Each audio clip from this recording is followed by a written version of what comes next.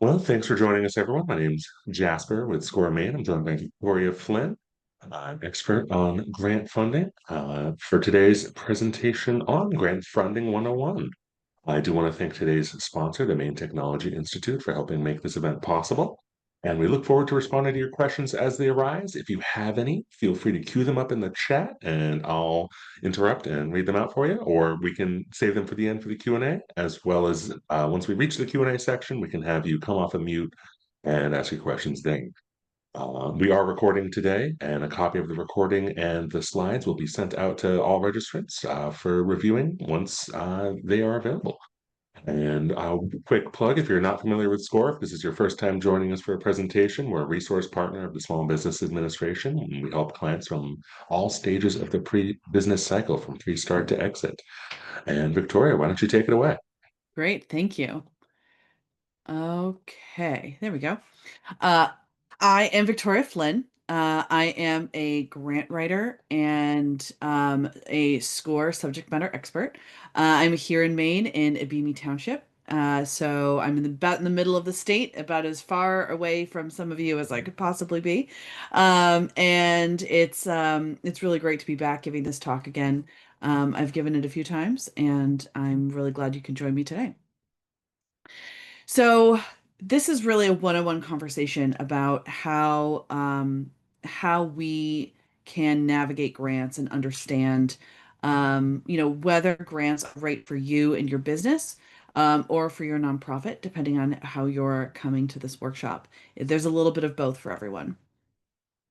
So when you think about grants, a lot of people think grants sound like free money, and grants often sound like really big news. But to someone who's experienced with the grant world like me, grants can sound like a lot of paperwork and a lot of work that is behind the scenes that you may not think of when you're just starting out and seeing that big dollar amount that you might be able to win.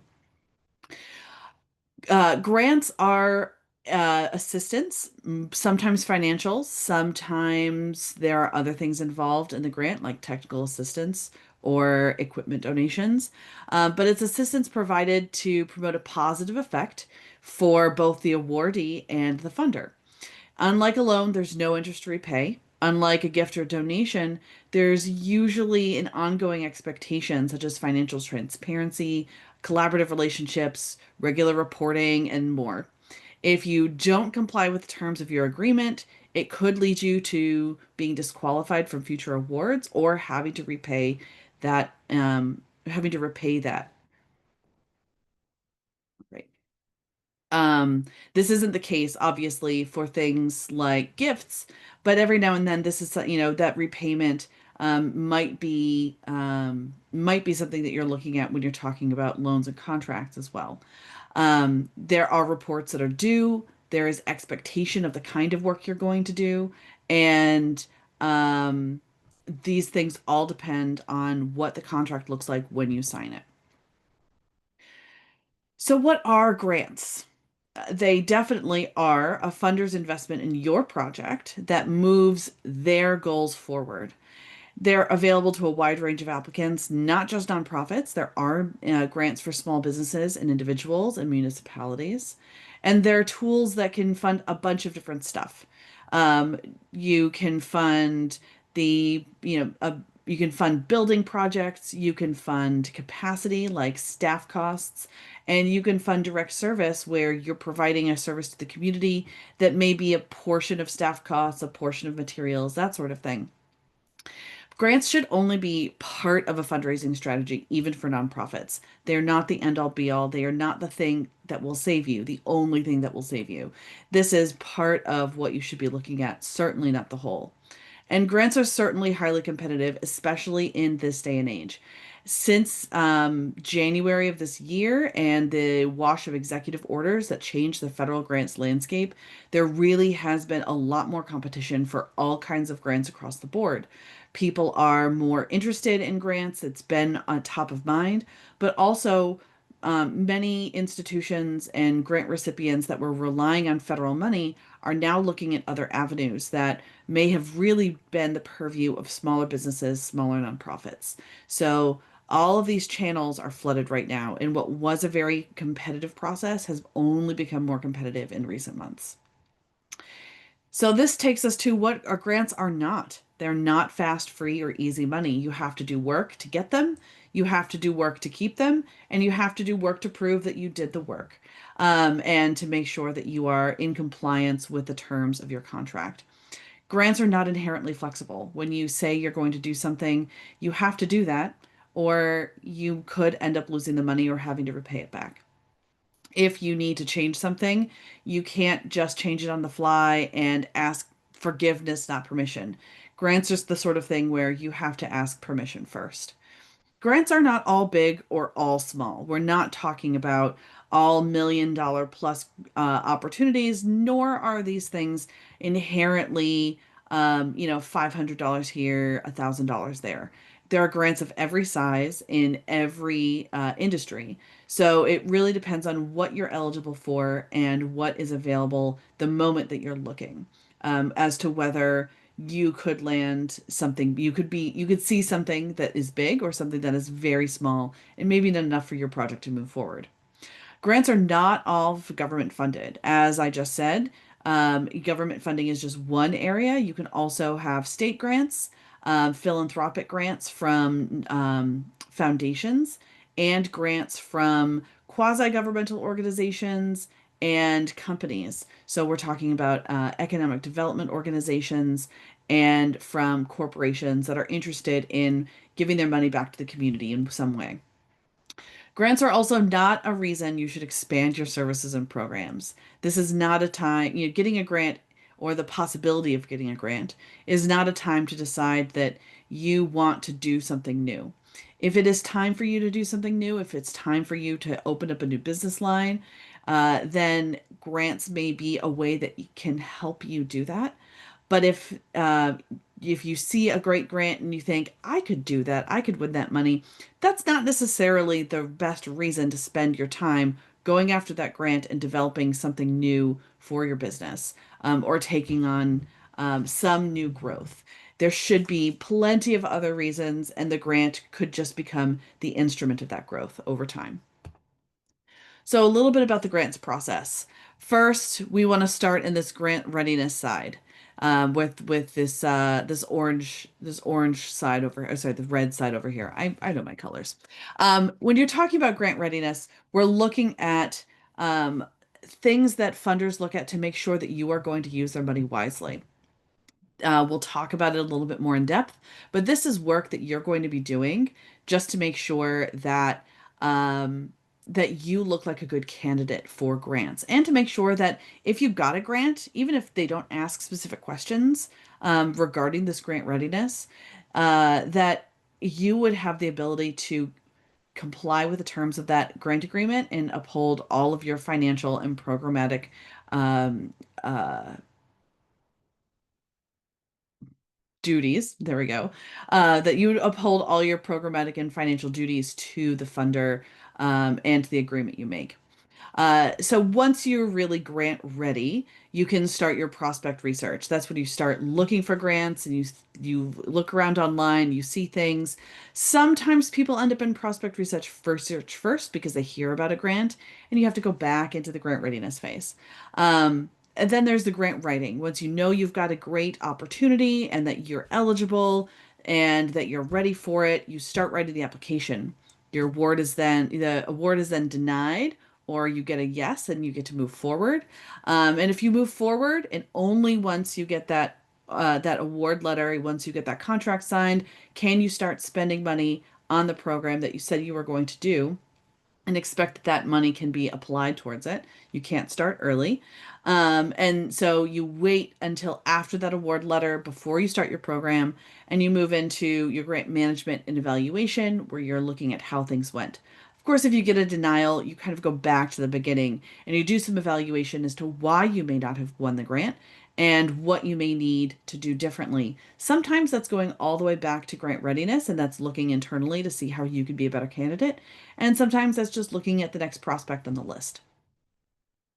So when we're talking about grant readiness, that very first step, a loan application, oh sorry, a loan applicant wants to be bankable. They want to show that can be responsible with the money and pay it back in a certain amount of time. A grant funder is going to be looking at many of the same things. They want to know that you have an organization that can do what you say you're going to do, that you can manage the money wisely and well and transparently, and that you'll be able to really show them that what you did had the impact that they were looking for. Remember that we are thinking of grants as instruments that the funder is using to move their goals forward in the world.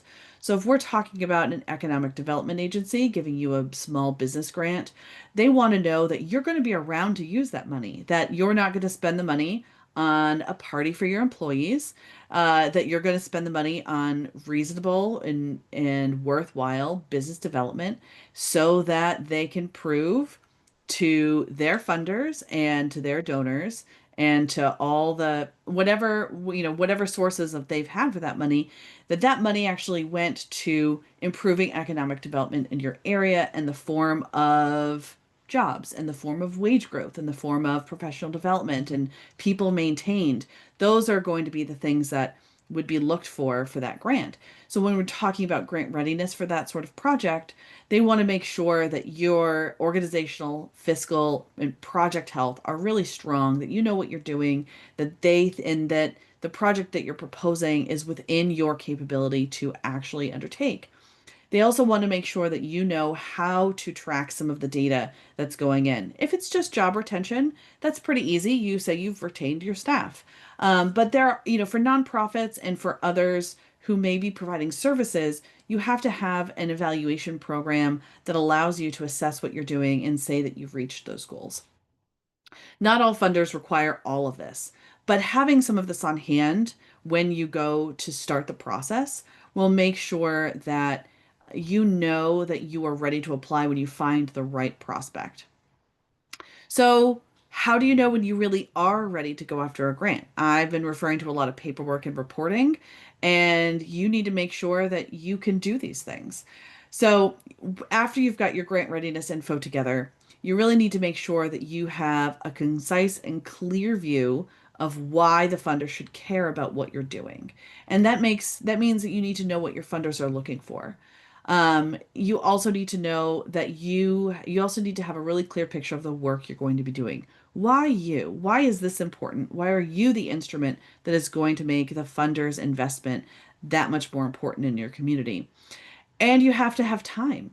Grants can take 2 hours, they can take 90 hours. It just depends on what you're going after. Now, that 90 hours of work side, that's on the federal side of things. That's for a new applicant organization that's really developing stuff from the ground up for a federal program.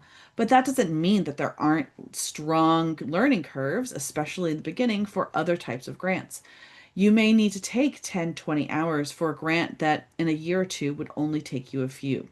So remember that it needs to be some time in this, and your time is money, especially as a small business owner or especially as a small, starting nonprofit. This time is valuable, and if you don't have it to spare, you may not be ready to go. When you're thinking about grant management, that's the point where you've got the award and you have to think about how the money's being used and you have to track it. You need to make sure you've got your time and procedures for handling that money effectively and for running your program or whatever you had said that you were going to do for this grant. It has to be able to be done and you have to be able to track it. Sometimes this can take a couple hours a week, even if it's just checking in on how the money was spent, making sure it's being recorded to the right cost center in your budget, and keeping up with reporting so that you don't have to do it at the last minute. The last thing you want to do is get a good bit of money, wait to the last minute, and feel like you have to rush to get all your reporting done. That can be really crippling and really disheartening. And ultimately, it could cost you in time a good bit of what you've received from the funding, which makes it not cost effective. All right. So this is a myth check. I've got a couple of these in here. We'll go through this, then I'll just check in to see if you've got any questions. So there's this idea that if you haven't been around for 3, 5, 10 years, you won't be able to get a grant. That's definitely not true. There are funders out there who are interested in supporting young organizations and businesses. That could mean that you're looking for grants that are for seed money or for capacity building grants. Those things help you really get your operations going and help you think about where you want to be as you mature as an organization. That said, there are plenty of grants out there that don't fit with newer organizations. And there are going to be times when you'll see requirements that you just won't be big enough to hit yet. Some of that will be the time you've been in operation. Some of that will be things like on the nonprofit side, whether or not you've had a full audit done on your financials for last year. And sometimes, even as a business, they'll ask for your financials from the last few years. If you haven't been around or if your financials are incomplete for some reason, that means you're not eligible. So just because you haven't been around doesn't mean you can't get a grant, but it certainly means there are going to be some grants that aren't for you. So definitely keep an eye on that when you're looking at eligibility. Okay. Any questions? Throw them in chat. Raise your hand. All right. If we're Nothing good, yet, but I can keep an eye on it for you if you want to keep moving. thanks. Yep. Keep moving. Okay. So after you know that you're ready to take on a grant, we can move on to prospect research, where you're starting to look for the opportunities. To really do this well, you need to know all about what you're doing. You can't just look for a grant and assume that, the $10,000 they're offering is really going to be effective for you. So you need to know how much money you need, when you'll need the money, what kind of money you'll need. Are you going to need capital funding for a building? Are you going to need capacity funding for staff? Do you need program funding for something you're doing in the community? Uh, when will you need the money? If you need the money in 2 weeks, grants aren't going to help you with that. If you need the money in 6 months, you're going to be more likely to be able to find a grant that's timed well for that.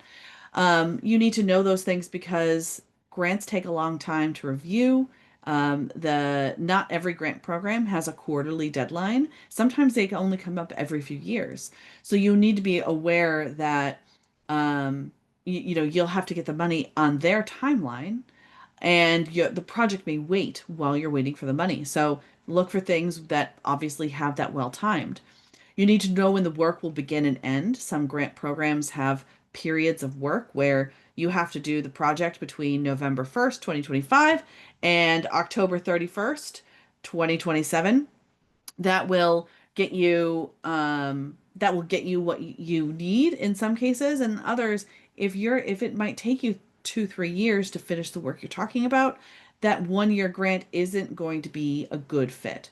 Um, you also need to know why the work is important to your organization and why it would be important to the funder. Sometimes that means that you need to identify that a need exists in your community. That could, for a small business, that could be wage growth. That could be employing people of certain demographics. Could be employing veterans. It could be employing new immigrants. It could be employing youth. Those are all things that could be of interest to a funder. It could just be maintaining the employment so that the area's employment rate stays high. Um, it could also be that you or your employees or the people you serve represent some sort of target demographic for the funder's goals. These things are changing constantly. What's available today won't be available tomorrow, and some of these target demographics. It depends on sort of what's of interest to the funders right now. But it does mean that you may find something that works really well, whether you're a small business or a nonprofit. So when you're starting to look at grants, you're going to have four general categories, and these aren't exhaustive, but these are kind of the places that you'll be looking. If you're looking at federal and state grants, these are really big programs. Lots of money is involved, and there's a lot of competition. These are the ones that take 90 hours sometimes to put together correctly. They're very complicated to win. But then they also become very complicated to manage. Some of them have quarterly reports, require you to offer both financial and data-driven reports on a regular basis. And you have to be able to close them out and prove that you spent all the money the way you said you would. Or there could be consequences that are not friendly. For some nonprofits and for some for-profits in some fields, there are more opportunities on the federal and state grant side than others. This could be things like SBIR grants, which help companies who are developing technologies and doing research partner and share that research and share that load with, research institutions and other entities that are interested in that technology and in helping that technology grow. It could be that there are certain things of interest for agriculture, for defense. These are the kind of grants that kind of come up a lot. But there's often more for everybody than is initially thought of in common knowledge. So do a little bit of looking, but if you are new to this space, this is an area where it's going to be a challenge. If you're looking at these for federal grants, start on grants.gov. It's a steep learning curve to a degree to get through all of their search terms, but it's definitely workable. There are also lists of grants by department and the main procurement website, so you can look through what's available in Maine. Uh, but what about federal funding cuts? We keep hearing about these things. Uh, this is definitely a reality today, that the federal space is very volatile, and we don't know right now what funding cuts what will change in the future. We know that many have changed, that there have been cuts to programs, office closures, staff changes. There have been new guidelines about what can and can't be included in some of these notices and the language being used there. And there's more information available online about what types of language you should be using and shouldn't be using to get through sort of federal filters that are trying to keep programs in line with current administration practices. There are no promises for the future. It means that some of the programs that have been available for ages, especially in Maine, rural development programs and agriculture programs, are changing. Some of them have closed. We don't know which ones will be reworked and reopened. We don't know which ones will have some of the same goals that they've had in the past. So expect that the flow of funding will change. That's one thing we definitely know for sure. And keep an eye on resources like the Maine Association of Nonprofits, which follows funding sources and has a lot of different information about what's going on in the federal space, if this is of interest to you. Beyond federal and state grants, there are also foundation and corporate grants. This is usually the domain of the nonprofit world. There are many foundations that just will not give to for-profits, and there are plenty of corporate grants that are just not going to be open for nonprofits as well. Many of these things are tied to the reasons that they don't give to for-profits is that there are regulations tied to how they are allowed to use their money in order to remain to retain their tax status with the IRS. That said, there are different things called program related investments where some foundations are willing to give to meaningful small business developments that have a strong social impact and align with their mission. These are few and far between, but if you're looking at a foundation and in a particular area that's devoted to a particular cause and they say they allow PRIs, that is a possibility for you.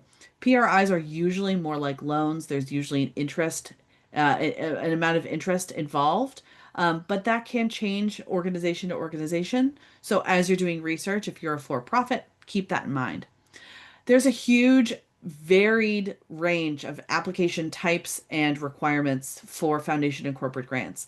There is no amount of I've been doing this for years and I've never found two that are so exactly alike that you can just repeat them. These can take a tiny amount of time, they can take a long amount of time. The reporting requirements can be onerous, the reporting requirements can be easy. This is definitely the buyer beware space. You definitely have to look into these and see how these are structured in order to get a better idea of whether these grants are for you. That's true for both for-profits and nonprofits. So keep an eye on the foundation and corporate space. Really do your reading. Don't expect that just because it's only a page of eligibility requirements or reporting requirements that it's going to be simple for you. It does not have to be a 100-page federal document in order to have some requirements that are really going to be challenging for you to meet. Um, these are often found through premium databases. Sometimes local libraries and your local nonprofit um, association may have access to lists of foundation and corporate grants. I know that Maine Association of Nonprofits does make some grant deadlines available. Same thing with Maine Philanthropy Center. Keep an eye on these places. You don't have to spend a lot of money on premium foundation databases in order to get access to the RFPs. If you do some Googling, if you do some reading, if you connect with some of these centralized free resources, you can get a good idea of what's out there while you're still building before you spend a lot of money. Economic development grants are the next category.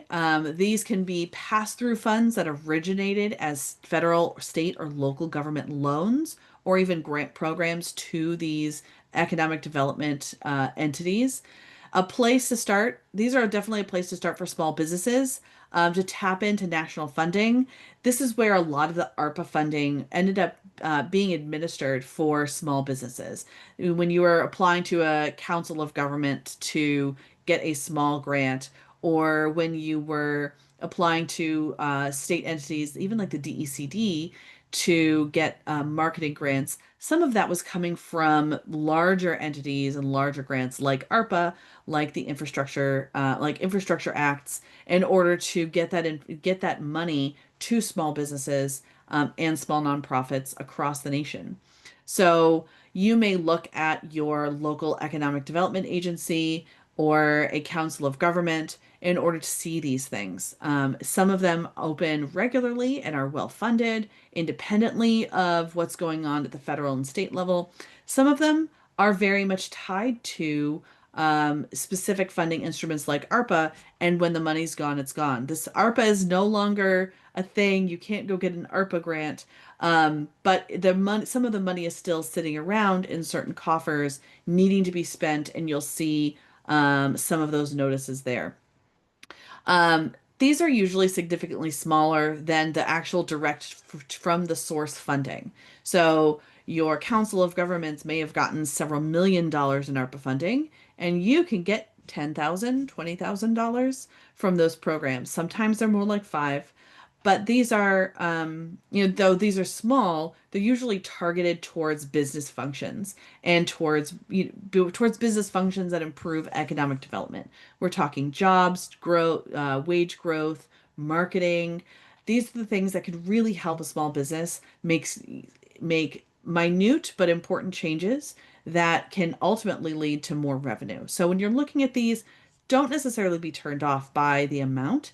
Think about how that small amount can be used to leverage more revenue in the future, which you can then use to continue the program and continue what the work you are doing to keep growing.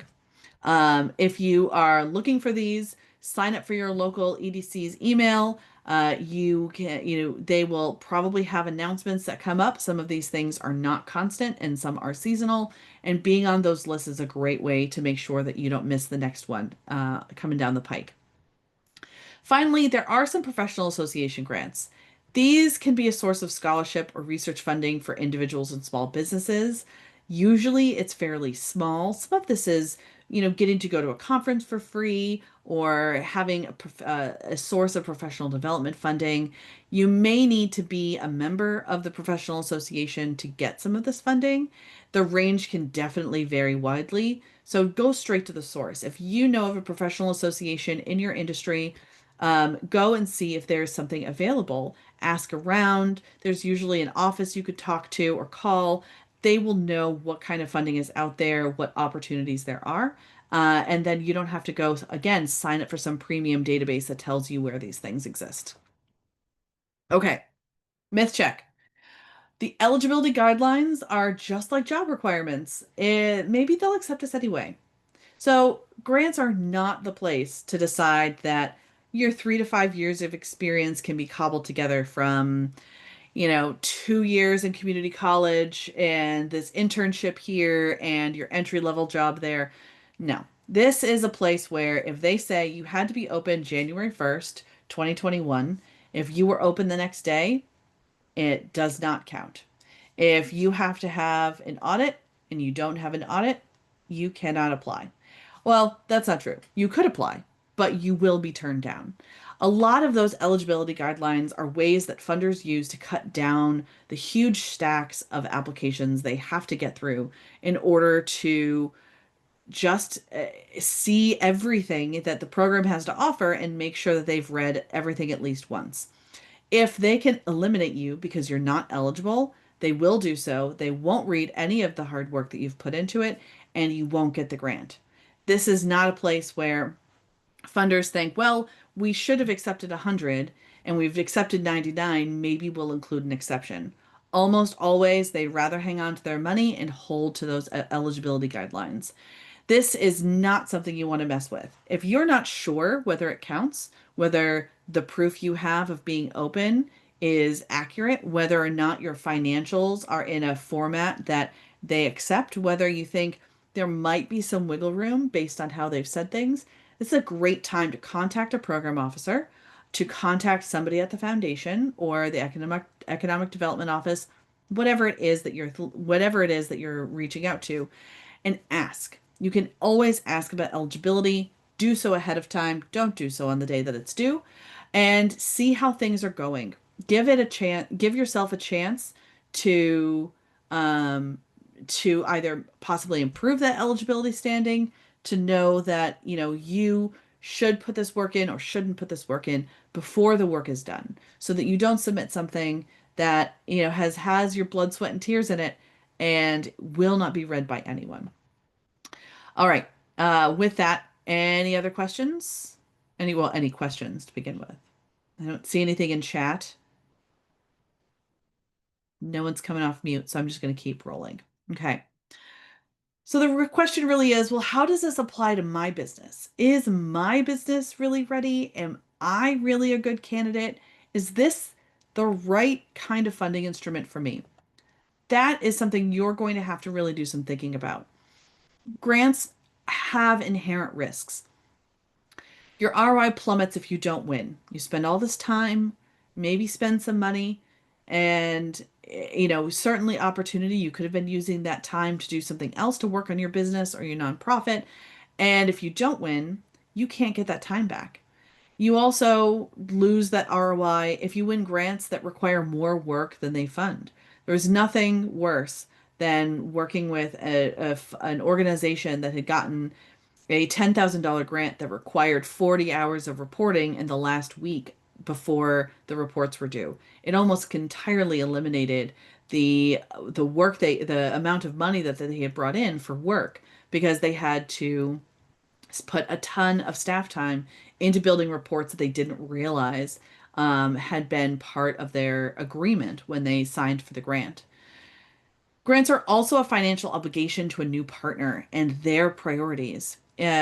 Small businesses are used to being flexible. New nonprofits have a lot of ability to shift and move and turn with new opportunities.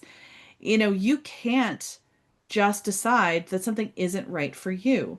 The funder's priorities have to be at the forefront, and you have to put your money and your time and your staff's energy into doing what you say you're going to do, even if your priorities change and move away from what the funder had initially had, what where you and the funder had initially been aligned. So that can be a risk. It can certainly be something that holds you to a certain plan for a certain amount of time. And the other thing is that your capacity and bandwidth then gets tied to the project, to what you said. If you decide that you want to shift gears, if you decide that your interests lie elsewhere, you still have to maintain the staff and programs that you said you were going to maintain through the end of the grant. And that can be a risk when you have an opportunity on deck that you weren't aware of when you applied. All that said, grants can be extraordinarily helpful. Having a new partner, a new energy and experience on board can be really exciting and can really help you grow. A lot of funders will provide things like technical support and assistance, and will offer you um, uh, access to programs that you may not have had access to without being funded by them. And that can be really a great thing to leverage beyond just the money. You can also, having that targeted money, that high expectations can really fuel fantastic work. There's nothing like a deadline to get an entrepreneur moving, right? So having those deadlines set by somebody else and not just you can give you a little bit of extra oomph when you're trying to do something really new and really, fun and fantastic, and you've got the money to do it. The grants are also a very strategic tool for nonprofits. They're not the only source of funding, but they can be a great stepping stone in order to make sure that you don't have just one or two individual funders, that you're not relying on solely on your annual giving, and to make sure that you have money coming in before programs start, and that you're not just relying on program revenue to get you by. Grants are also more consistent than other funding sources like crowdfunding. It's really hard to anticipate what you're going to get from crowdfunding, whereas with a grant, you've applied and you're probably, if you get it, you're probably going to get something near that what you requested. Um, but there's no interest, which is wonderful compared to loans. And you don't necessarily have to repay so long as you've met you don't have to repay so long as you've met your obligations. There are also marketing and publicity opportunities when you get a grant. There's nothing like just telling your local newspaper and that you've won, partnering with your funder to get the word out, and using that to leverage some more awareness of what you're doing, and increasing your profile in your community, in your sector, by showing that an outside funder has had faith in you enough to give you this grant. Another myth. I only need to write one grant application. After that, I can just send it to all the other funders. No, this is more like a cover letter than your resume. Okay. A cover letter, you can keep the basics, but each one has to be attuned to, or should be attuned to, the employer that you're sending it to, whereas your resume stays rather constant. A grant application is fairly similar. Once you've got wording that really feels like it's true to you, you're welcome to reuse that. But no two grant applications are going to ask the same question the same way every time. So you may have to recycle that information by taking some time to make it answer the question that is being asked, and to make sure that that answer is well attuned to the funder's goals. A good example, if you were a nonprofit running a peanut butter and jelly drive, where you have high schoolers handing out sandwiches to homeless individuals, you may write to one funder and have a grant that really talks about creating after school community service opportunities for youth. The next funder might be interested in ending hunger in your local homeless population. Those two applications may have many of the same attributes, but are certainly going to focus on different things. And just relying on one application to go both directions is not advisable. This is also a good time to bring up the fact that generative AI can be a great tool, but having one AI generated application isn't going to be enough. And you may realize that you have to do a lot more tweaking and moving of a really well written paragraph than you expected when you started out. So be really aware when you're using those tools that you're writing human to human, and using that generative AI tool can, and not necessarily thinking critically about how that paragraph should be appearing in every application along the way as you send it to different funders. It can put you at a disadvantage ultimately. So you can use tools to help you get further, but really make sure that you're not just relying on one piece of information, one core application that just gets sent out blindly to everyone. Okay. Next steps. If grants are for you, congratulations. You have a whole new round of funding that you can start researching. The world is open. This is a great time to talk to your SCORE mentor, to reach out and ask to hear from subject matter experts that know about this, myself included. We can have those conversations where we get into the nitty gritty of what works for you and why it works for you and how you can strategize in applications. Some main specific resources that are really great for finding funding are MTI, the Maine Technology Institute, MITSI, the Maine International Trade Center, and CEI, all of which have many open grant rounds over the course of the year and are very well attuned to small businesses. If you are looking from the nonprofit side, I didn't add this here, but the Maine Association of Nonprofits and the Maine Philanthropy Center are great partners for this. If grants don't sound as exciting after this presentation, that's okay. If you're still looking for funding, look at government contracts. Talk to a SCORE mentor about what that might look like for you. Look at loans, including those from Maine's 10 CDFIs like CEI, Eastern Maine Development Corp, EMDC, and NMDC, the Northern Maine Development Commission. Sometimes there are funding opportunities that are loans, but that are much better attuned to a brand new small business or even a nonprofit than a more traditional bank loan. CDFIs don't follow the same funding guidelines, the same loan guidelines that your traditional bank will. So there may be opportunities for you there that are a little unexpected and a little creative. You can also seek out major investors and major donors. So the investors are for the for-profit businesses, the donors are obviously for nonprofits. These are not instruments to be, looked down on just because they can be harder to get and you have to build relationships. Investors and major donors can make really transformational, fantastic partners and may eventually get you to a place where you are getting a grant from a new source beyond that investor or donor because they've connected you to that source. You can also establish partnerships with other organizations to create capacity. Sometimes it means that a for profit company may be working with a nonprofit for a grant eligible opportunity, or you may find that working together creates capacity and eliminates the need for funding because there are more hands on deck. Um, and that's all I've got. This is a 101. There's so much more nuance. There's a lot to talk about, but this is really a good place to start and hopefully a way for you to start thinking about whether this is something you want to pursue and how you might start to pursue it in a really strategic way for your business or organization. And I'm happy to answer any questions you guys have via chat, or if you want to come off mute, that's also okay.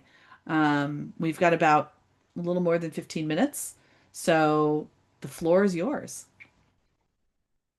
Yeah, I'd be surprised if there's there's no questions. Grants are a really, broad and this is, as you said, a complicated topic, and Yes.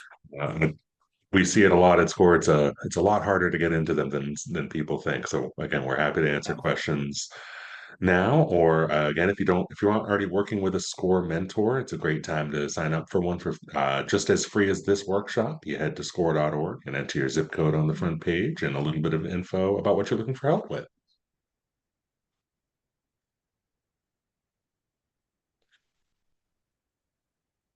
Don't be shy. No question is too specific at this point. It can be or too small or too simple.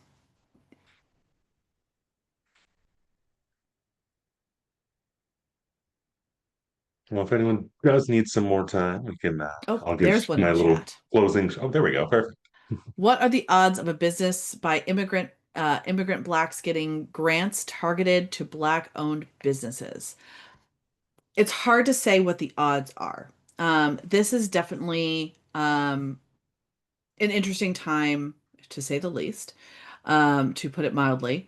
It's an interesting time politically for demographic based grants and applications. There has been a lot of pushback at the federal level in many ways. That doesn't mean that there are no grants out there. It means that it mean and oh and specific, and I saw your follow up that the difference between an immigrant owned business and an American owned business, if they're both owned by a black individual.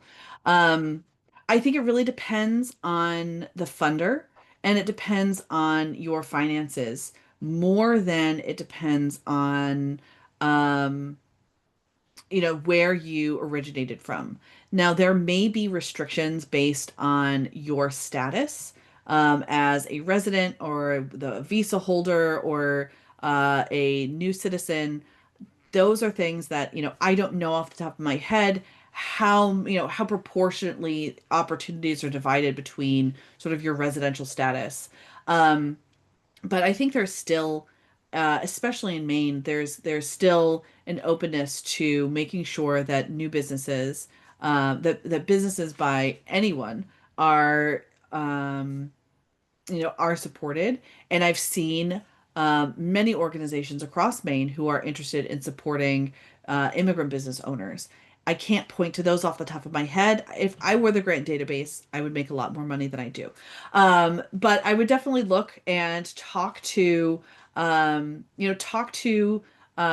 business associations, talk to your local council of governments and economic development council, and ask what opportunities are out there.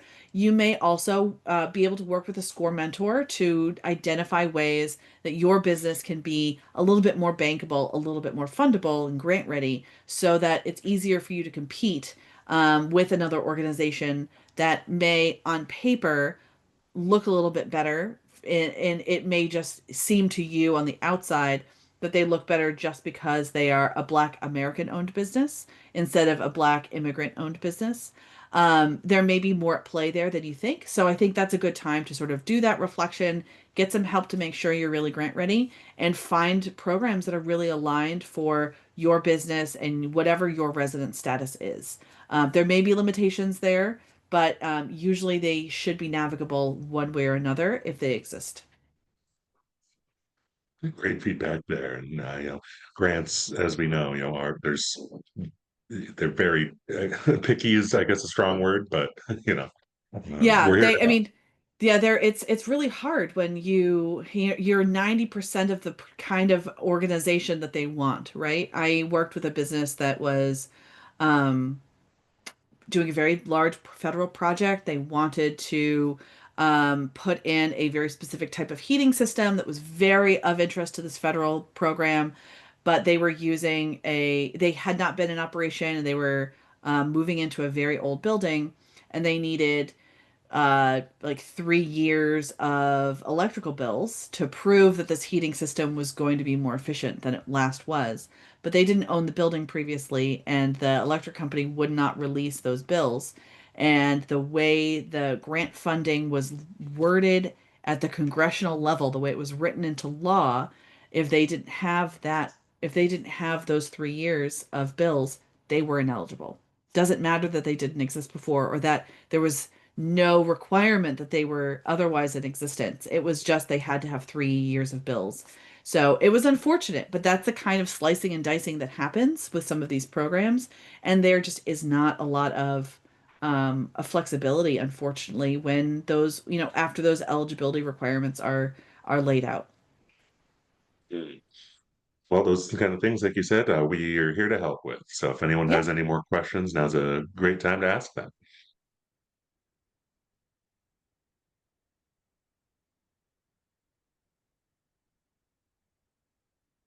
Oh, got another one. Nope, that was a thank you. You're very welcome. Well, in the meantime, I can read my spiel. If anyone has any questions, feel free to throw them in, and I'll pause. But otherwise, I do want to thank everyone for attending. We really appreciate you showing up for this vital information. We were recording today, and we'll send a copy of that recording and the slides today to peruse at your leisure. I should receive this within a few business days once it's post available and posted to our YouTube channel, which also hosts a wide variety of other recorded workshops from marketing to business planning to accounting. We also include a survey in the message that we take seriously. We really appreciate your feedback if you'd fill it out. Keep your eyes peeled for a message from me. Again, my name's Jasper with SCORE. And as a quick reminder, one more time about us here at SCORE, we offer free confidential one-on-one mentoring, whether you're starting or growing your business. It's easy to request a meeting with a mentor by heading to score.org, like you see right there on the screen, and filling out a short form by entering your zip code. And SCORE, again, is a nonprofit partner of the Small Business Administration, and we have chapters across the country, including 3 right here in Maine. And we helped start over 560 businesses in the state of Maine alone last year. So you too, if you haven't started your business yet, could be one of those next year. I do want to thank Victoria for another great presentation on a very vital topic, and demystifying some of the uh, you know things that come with grant funding. Very If happy to there's be no other here. questions, I suppose we can wrap up today. Yeah, Thanks again for everyone, and thanks again, Victoria, for a great presentation. absolutely. If you've got more questions that you didn't feel like asking today, go to your SCORE mentor and ask away. And I wish you all the very best in the grant world. Yeah, thank you very much. Everyone have a great day.